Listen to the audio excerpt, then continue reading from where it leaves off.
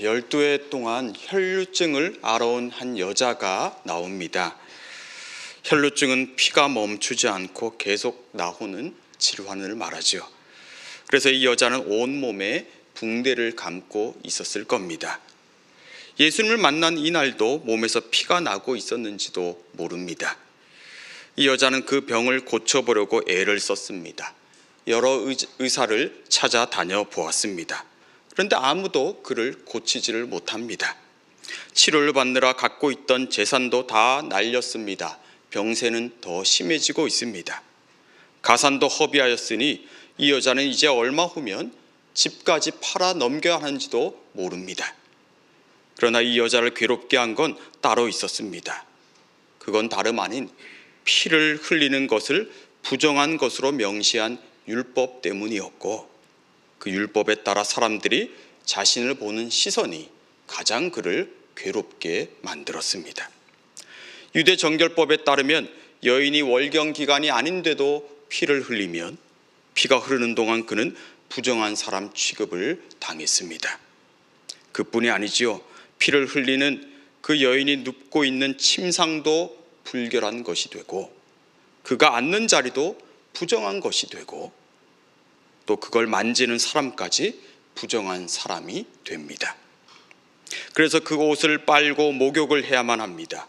그런 후에 저녁이 되어서야 정결하게 된다고 하죠.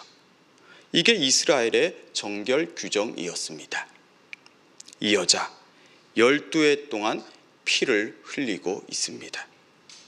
이건 단순히 건강의 문제가 아니죠. 사회생활 자체가 다 막혀버렸을 거예요. 인간관계가 다 끊어졌을 것이고, 다시 시작하고 싶어도 할 수가 없었을 겁니다.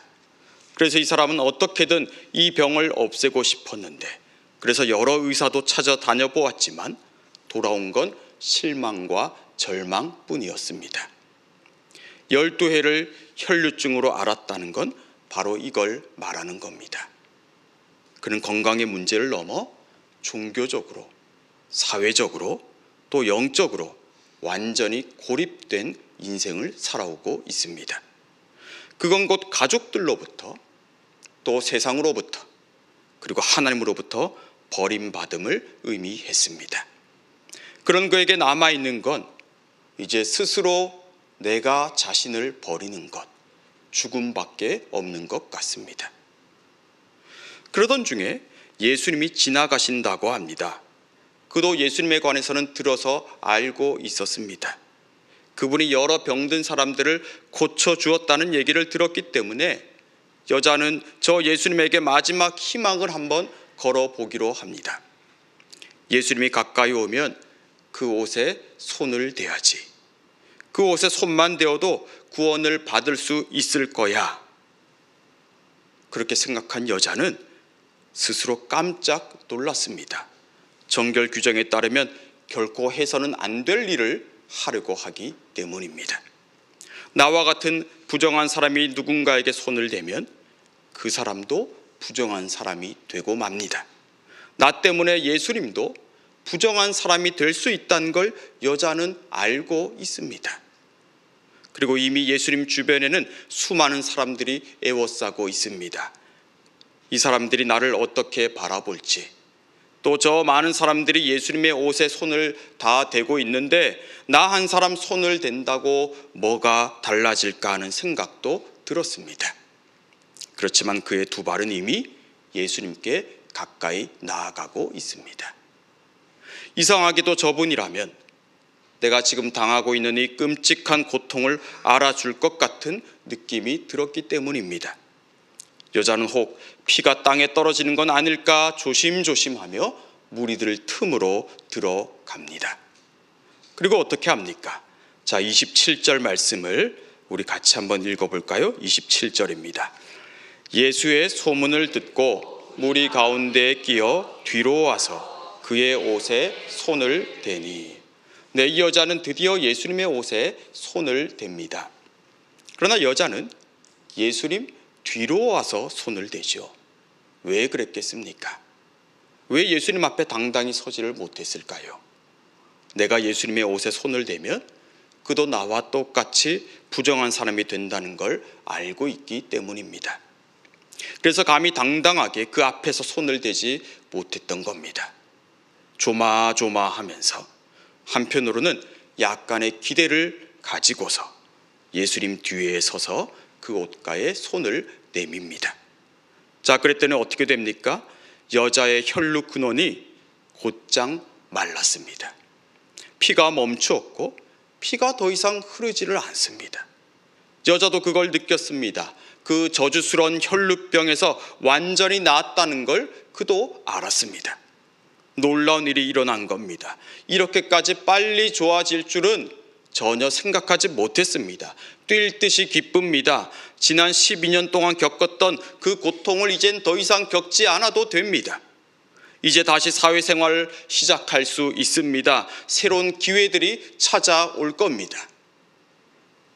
자, 그런데 그 기쁨도 잠시 예수님이 고개를 돌리시더니 물으십니다. 누가 내 옷에 지금 손을 대었느냐? 여자는 두려웠습니다. 또 실망했습니다.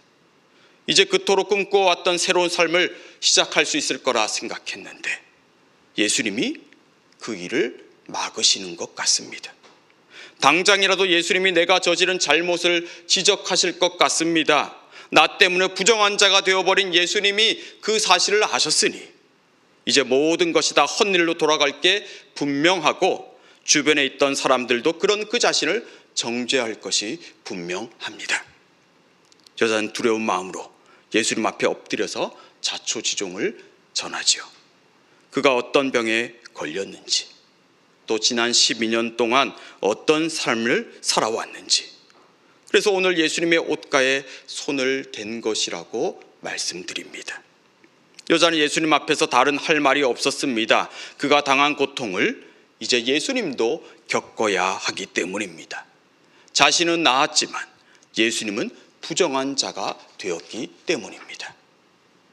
그런데 그 이야기를 들으시던 예수님이 하신 말씀은 전혀 뜻밖이었습니다. 뭐라고 하십니까? 자, 본문 34절 말씀을 우리 같이 한번 읽어볼까요? 34절입니다. 예수께서 이르시되 딸아, 내 믿음이 너를 구원하였으니 평안히 가라. 내 병에서 놓여 건강할지어다. 여자는 귀를 의심했습니다. 그는 예수님이 심하게 자신을 책망하실 걸 예상했죠. 이 부정한 여자야, 이 부정한 여자야 라는 소리가 나올 거라 생각했습니다. 그런데 예수님은 자신을 가리켜 나의 딸이라고 하십니다. 나의 딸아, 딸아. 이 소리는 처음 들어보는 소리였습니다. 자신은 그저 저주받은 여자, 불결하고 부정한 여인으로만 통했습니다. 아니, 사람들은 그를 아무도 관심 있게 보지 않았습니다. 다들 고개만 돌릴 뿐이었죠. 그런데 예수님은 그런 나에게 딸이라고 하십니다. 내가 딸이면 예수님은 나의 아버지라는 말이었습니다. 그리고 예수님은 내 믿음이 너를 구원하였다고 하십니다. 내가 낫기 위해 예수님 뒤에 몰래 가서 그 옷에 손을 댄 건데 예수님은 그걸 믿음이라 하셨습니다. 이건 누가 보아도 나의 이기적인 선택인데, 심지어 그 때문에 예수님은 부정한 분이 되셨는데 예수님은 그걸 믿음이라 하셨습니다. 성도 여러분, 어떻습니까? 예수님의 이 반응, 이 말씀은 분명 우리의 상식에는 어긋납니다. 이 여자가 예상한 것, 그래서 이 여자가 예수님 앞에서 두려워 떨고 있는 이게 상식적이고 당연한 일이죠. 이 부정한 여인이 취한 행동이 어떻게 믿음이라 할 수 있습니까? 이 여인의 사정이 분명 딱한 건 맞지만 그가 취한 행동은 분명 도덕적으로 또 율법적으로 보면 매우 이기적인 선택이 아닐 수 없습니다. 그는 이제 그의 행동에 대한 책임을 져야 합니다. 몸은 나았는지 모르지만 그녀가 행한 일에 대한 또 다른 벌을 받아야 합니다. 그런데 예수님은 그의 행동을 지금 믿음이라고 하세요. 예수님은 어떻게 이렇게 말씀하실 수가 있을까요? 그와 같이 부정한 자가 되신 분이 어떻게 이렇게 말씀하실까요? 이 여인의 행동이 어떻게 믿음이었다 말할 수 있을까요? 그리고 이 여자는 과연 무엇을 믿은 걸까요? 이 여자는 무엇을 믿었습니까? 내가 그의 옷에 손만 대어도 구원을 받을 걸 믿었죠? 바로 이겁니다.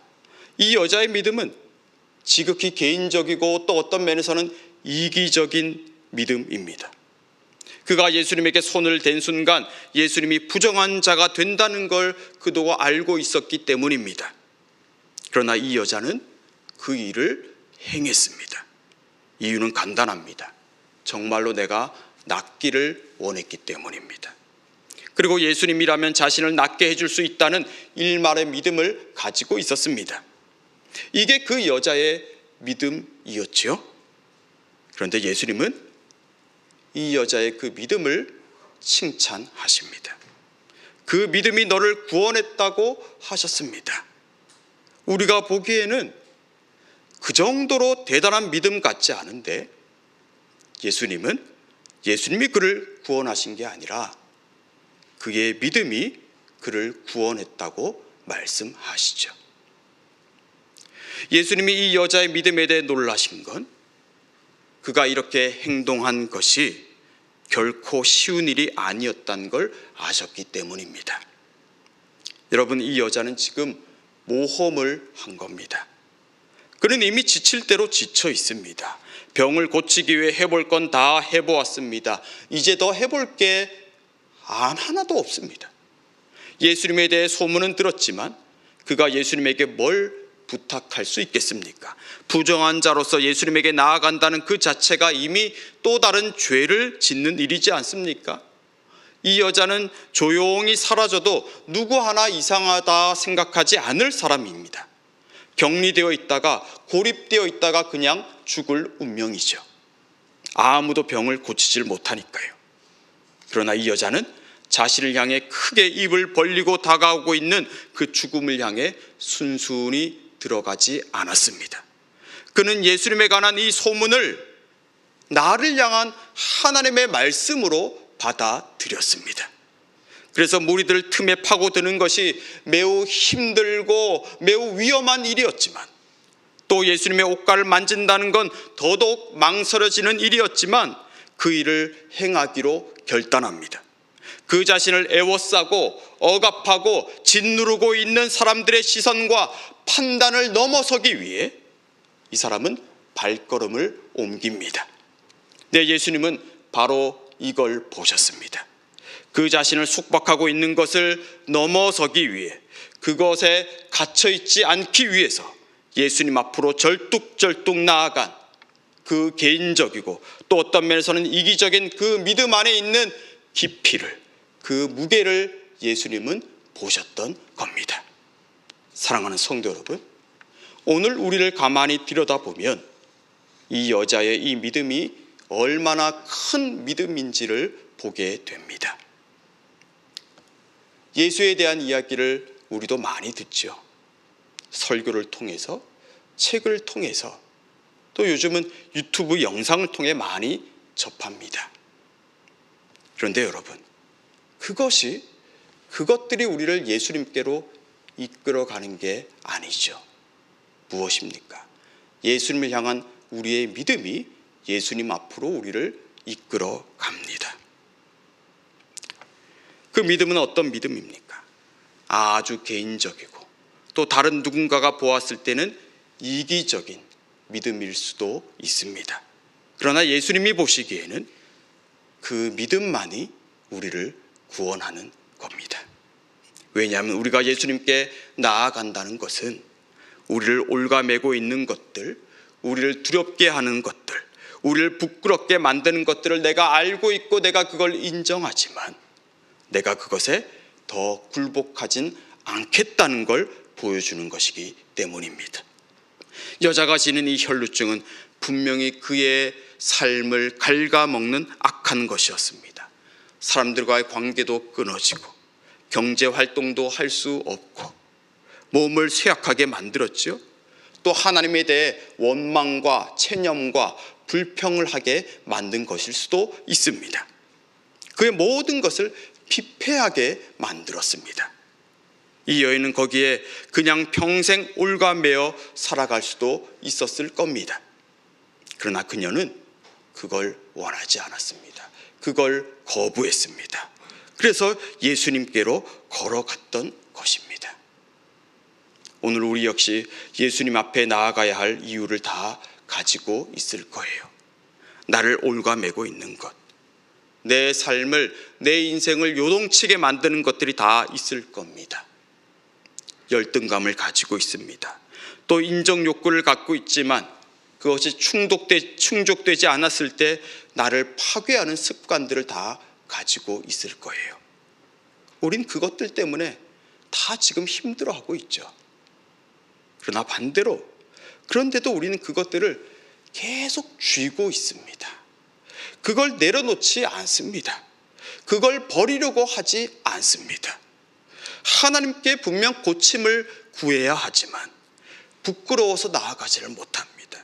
아니, 더 심각한 건 고침을 받지 않아도, 그것이 내게서 사라져도 잠시 그 고통을, 그 통증을 잊게 해주는 것을 내가 가지고 있으니, 내가 다른 걸 가지고 있기 때문에 굳이 주님 앞에 나아가려고 하지를 않습니다.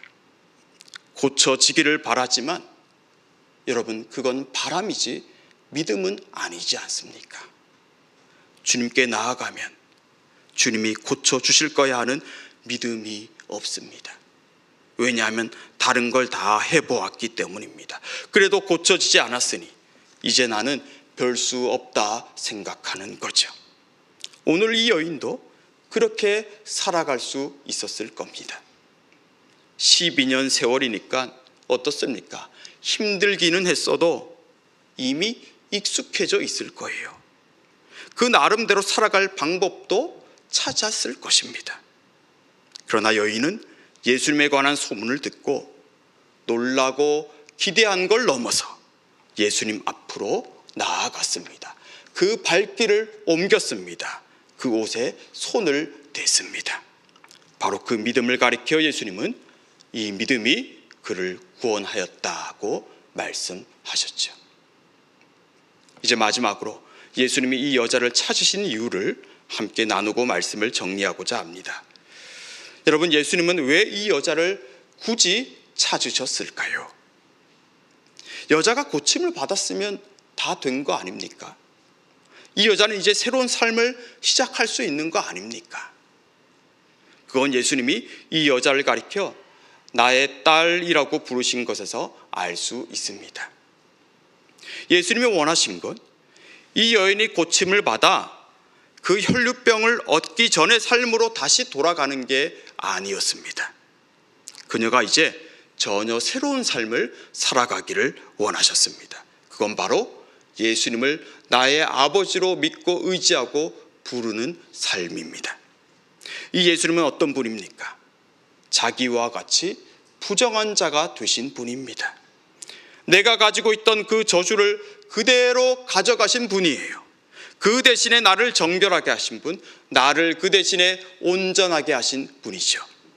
그러나 그 온전함은 병을 고침받은 것에서 오는 것이 아니라 계속해서 내 병을 고쳐주신 예수님과 함께 살아가는 데서 온다는 걸 예수님은 가르쳐주고 싶었던 것입니다.